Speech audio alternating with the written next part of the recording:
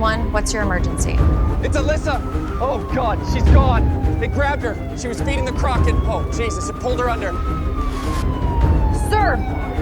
Slow down! Where are you right now? The Yosuke Laboratory, Minahasa. Please, you have to hurry. It's still in the water with her. I can see it. It's turning with her. It's not letting go. Stay calm. We have police and paramedics on the way. Keep your distance from the enclosure. It's huge! Its head is the size of a boulder! It's thrashing! Oh God! She's not coming back up! There's blood in the water! Sir, I need you to stay on the line and stay safe. Do not go near the animal. She's... Here. She's not moving! Help is on the way! Do not go closer! Do you understand me? It's looking right at me!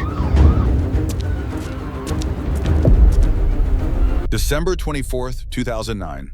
Loro Cove Marine Park, Tenerife, a lush, glittering oasis perched against the endless blue of the Atlantic. Visitors wandered beneath arching palms and groves of hibiscus, their petals vivid against the deep green. The air was cool, but touched with sunlight, carrying the faint mingling of salt spray, drifting in from the ocean and the sterile tang of chlorine from the show pools. Seabirds wheeled overhead, their cries punctuating the rhythmic splash of fountains and the low hum of distant generators. For the families strolling the pathways, this was a paradise, a place where nature's most formidable creatures performed in perfect harmony with their human counterparts. But inside the cold, immaculate waters of the Orca tanks, that harmony had been fraying in ways few could see. Beneath the practiced elegance of rehearsals, subtle undercurrents of tension had been building for months. For 29-year-old Daniel Reyes, the day ahead was meant to be routine. A Christmas Eve rehearsal, nothing more. He'd done it hundreds of times, the synchronized dives, the playful splashes, the trust games that made audiences gasp. This one was a final tune-up for the park's upcoming holiday showcase, a carefully choreographed dance between man and predator. His partner in the water was Nero, a massive male orca, whose sheer size and presence commanded attention the instant he surfaced. Daniel's bond with the sea was nearly as old as his memories. Born and raised on Tenerife, he spent his childhood tracing the volcanic coastline, free-diving through coral-studded shallows, and surfacing with his lungs burning, grinning at the world. While other kids collected trading cards, Daniel collected moments in the water. The flicker of an octopus vanishing into rock, the shimmer of sardines in a tight glinting ball. His fascination wasn't a phase, it became the center of his life. After earning a degree in marine biology, he joined Loro Cove's marine mammal team in his early 20s. His rise was swift but never showy. It was his calm presence, his patience, and a rare intuitive sense for animal moods that made him stand out. He could coax an agitated dolphin into stillness with a single soft word, or guide a stubborn sea lion into the perfect vault as if by gentle persuasion. Colleagues said he had animal sense, the ability to see not just behavior, but the emotions driving it. He approached every creature as an individual, not a prop in a show. Long before the gates opened each morning, Daniel would be at the tanks kneeling by the glass, observing, talking quietly sometimes, simply sitting in their presence. He believed in positive reinforcement and respect over dominance. They're not just performers, he once told a rookie trainer. They're people in their own way. Among the orca pod, Nero was the most imposing. Born in captivity in Orlando on a humid August morning in 1995, he had never known the endless range of the open ocean. Still, instinct thrummed through every muscle. He weighed over 6,600 pounds, stretched more than 22 feet from rostrum to tail, his dorsal fin towering like a blade against the water. Up close, his black and white form gleamed with the sheen of power and perfect adaptation. But there was something else in Nero, something that resisted the neat routines of captivity. Trainers called him the Watcher. While others would fidget or play, Nero often hovered still, his dark eye fixed on movements around him, as though weighing every decision before acting. He performed flawlessly and shows his timing precise, but now and then his demeanor shifted, a certain rigidity in the way he surfaced, a pause before a command, a flick of the tail with just a bit too much force. Most guests never noticed, but some trainers did. A few even spoke up. "He's in one of his moods," a colleague murmured once, glancing at Daniel as Nero lingered near the far gate motionless. "Give him space today." Daniel nodded but didn't break routine. He knew the risks. You couldn't work with apex predators and forget their power. But he also believed perhaps too deeply in the connection they had built over years. The orcas at Loro Cove, including Nero, were part of a controversial breeding loan from SeaWorld, a program meant to diversify genetics, though critics called it little more than corporate trading of living assets. Some of the whale's bloodlines traced directly to infamous individuals linked to fatal encounters. Trainers knew the stories, but the park's message was clear: focus on the animals here now and keep the shows flawless. Still in captivity, wildness never fully disappears. Nero, like other captive orcas, displayed behaviors almost unseen in the wild. Sometimes he would log floating motionless at the surface for long stretches, the equivalent of staring into space, a sign experts said of boredom or stress. His teeth were worn from gnawing on the steel gates, and his once proud dorsal fin had collapsed to one side, a physical emblem of a life lived within walls. Daniel knew all of this. He had read the research, seen the signs, and yet his faith in the relationship endured. If you respect them, they'll respect you, he told himself, even as he watched Nero's eyes track him in ways that felt different. In the control booth, a junior trainer reviewed the day's plan. "We'll run sequence 3 twice," she called over the radio, her voice tinny through the static. "Then we'll reset for the holiday cues." Daniel gave a small wave of acknowledgement, pulling on his wetsuit. The neoprene clung cold to his skin, the faint scent of salt and rubber rising with each movement. From the stands, early arriving staffers watched the water's surface ripple as Nero approached the platform. The orca's bulk displaced the water with a slow, deliberate force, sending lazy waves lapping against the walls. His head broke the surface with a burst of spray, the sharp sound of his exhale echoing against the glass. Daniel knelt, touching the water eyes, meeting that unblinking black gaze. For a moment, the world felt still. In the break room earlier that week, someone had brought up the whispers, how Nero could change without warning, how his moods sometimes seemed like storms gathering on a clear horizon. "You ever worry?" a fellow trainer asked. Daniel had smiled faintly. "Every day. But that's part of the job. You have to trust the bond." This morning, that bond felt intact. The water shimmered under the bright island sun, casting rippling patterns onto the smooth concrete deck. The smell of sea air mixed with the faint sweetness of sunscreen from visitors leaning over the rail. Somewhere in the park, a parrot called out sharp and incongruous. No one knew that within minutes the line between man and predator would shatter, that the carefully cultivated trust built over years would be tested in a way that left no room for recovery, and that Nero's name, once a footnote in a breeding ledger, would be etched into the darker history of captive orcas. The warnings had been there, quiet but persistent, like the low rumble of surf before a storm. They crept in slowly, like the tightening of a rope you don't notice until it's cutting into your skin.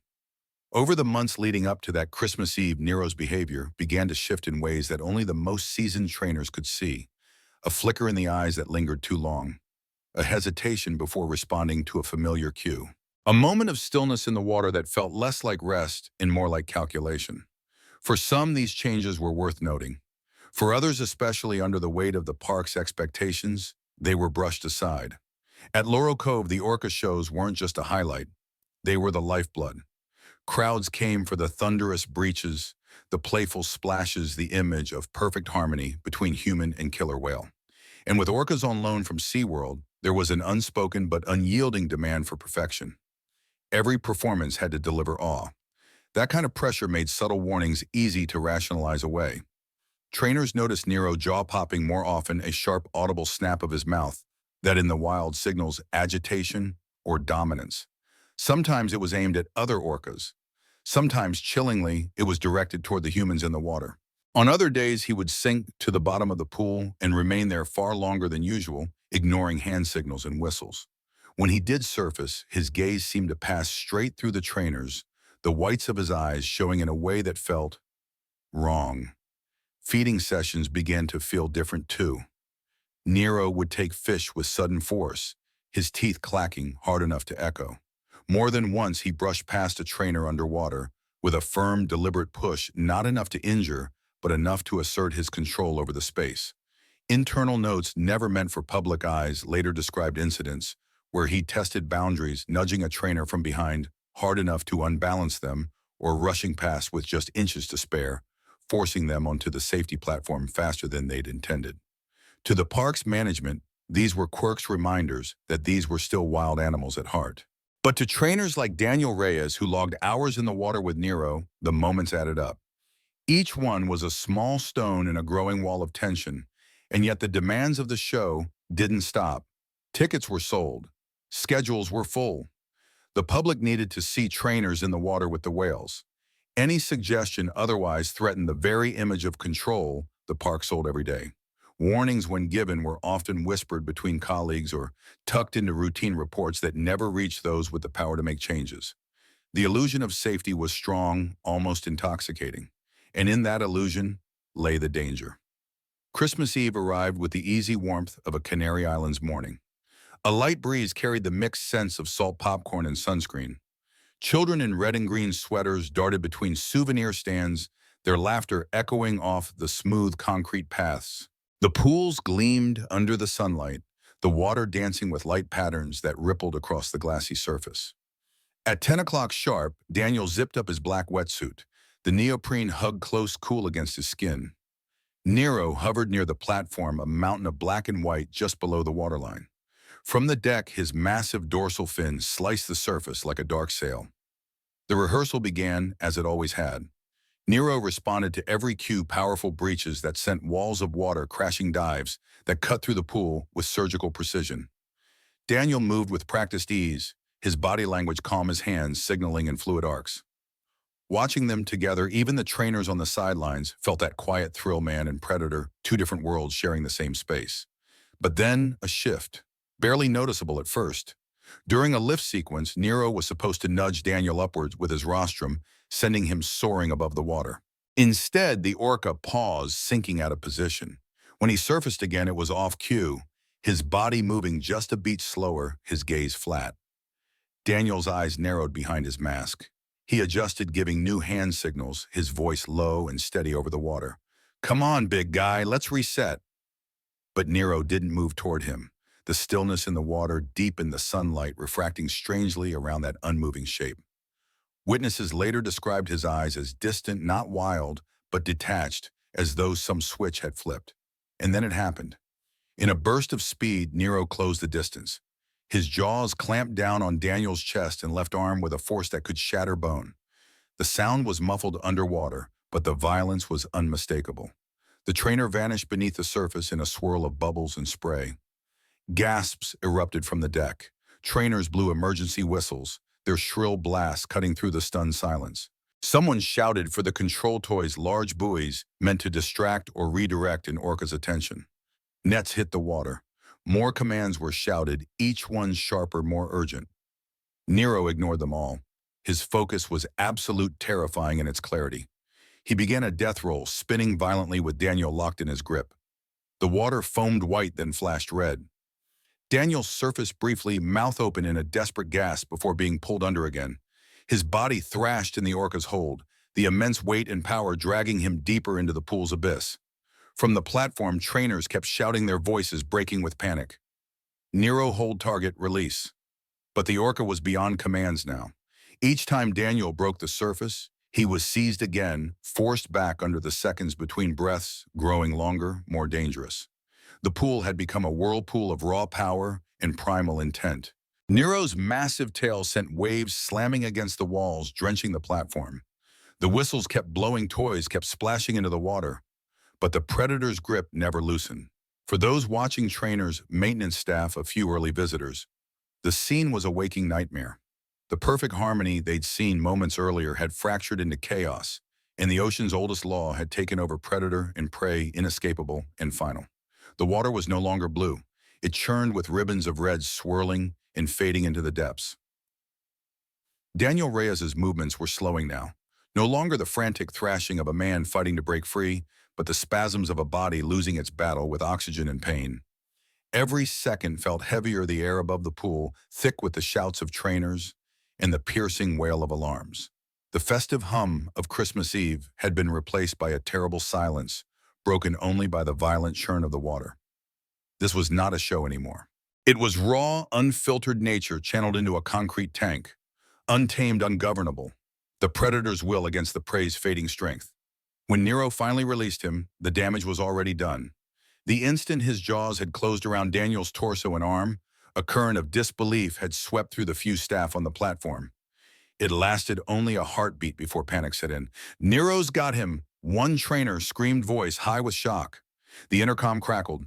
Another voice shaking. "Emergency in Orca Stadium. Trainer down Orca attacking Get 911 divers." Now the park's emergency alarms erupted seconds later, their shrill, unrelenting tones slicing through the cool morning air. Across the park, lifeguards, security officers, and off-duty trainers broke into a sprint toward the stadium. Faces were tight with fear. Every one of them knew what they might be walking into. 911, what's your emergency?" The staffer's voice on the call was breathless, half-choked. "There's an orca he's holding the trainer under. He won't let go. There's blood everywhere. Loro Cove Marine Park, please. He's drowning." The official 911 log would later timestamp the call at 10:23 a.m. The operator tried to keep the caller talking, asking questions, but the words came in sobbing bursts, barely coherent. Weeks later, visitor Clara Mendez would still be shaken. "We were just walking past and heard." It wasn't a whale sound. It was a human scream. Then the alarms, trainers running like their lives depended on it. And the water, it was red. I grabbed my kids and ran. It felt like a horror movie. On the pool deck, trainers armed with long control poles jabbed at the water, trying to distract Nero to wedge the tip near his jaws. It was useless. He thrashed with deliberate force, ramming Daniel's body against the tank wall, then pulling him back into the deep. Each disappearance under the surface made the onlookers hold their breath, praying he'd resurface. When he did, limp and slick with blood, a visible wave of despair rippled through the deck. "He's not responding to the pole," a voice shouted hoarsely. "Get the nets! Deploy the nets!" Bright orange emergency nets hit the water, spreading wide in an attempt to isolate Nero. The orca slipped away with terrifying ease, continuing his assault. Seconds stretched into lifetimes. Trainers locked eyes with each other, the unspoken truth clear. This was nearly impossible to stop without risking more lives. When the paramedics arrived, the stadium was a scene of bedlam. People were screaming, pointing at the water, one would later recall. "We could see it immediately. This wasn't just a drowning. The force, the injuries. There was no mistaking it." After what felt like an eternity, roughly 8 minutes of unbroken violence, Nero finally let go. A dive team on standby since the attack began slipped into the water, keeping careful distance from the agitated orca as they reached Daniel. They pulled his limp body toward the platform, the wetsuit's shredded skin mottled with deep lacerations. Paramedics surged forward, beginning CPR instantly. Compressions, rescue breaths, the grim mechanical rhythm of trying to reclaim a life already slipping away. But the damage was catastrophic. Multiple fractures, massive internal bleeding, a body brutalized by thousands of pounds of crushing muscle and bone. At 10:35 a.m., just 12 minutes after the first call for help, Daniel Reyes was pronounced dead on the platform. The Christmas Eve rehearsal had become a nightmare. The memory would haunt every person who stood on that deck, who heard those screams, who saw the water turn red. By that afternoon, Loro Cove issued its official statement. "We are deeply saddened to confirm the passing of our beloved trainer, Daniel Reyes, following an unforeseeable accident during a training session. Our thoughts are with his family and friends during this devastating time. We are fully cooperating with authorities to investigate the incident." The statement never mentioned Nero's aggression. It hinted instead at drowning, carefully shaping the narrative for public consumption. But the autopsy would shatter that fiction. Days later, the report was made public. Multiple compression fractures, severe internal hemorrhaging, crushing injuries consistent with the bite and thrashing of a massive marine predator. This had been no accident. It was a violent, deliberate attack. The headlines erupted. "Orca kills trainer on Christmas Eve. Killer whale strikes again."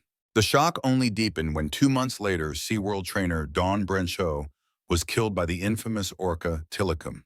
The proximity of the two deaths ignited a global firestorm over marine mammal captivity. The internet, still finding its footing in the early age of viral news, roared to life.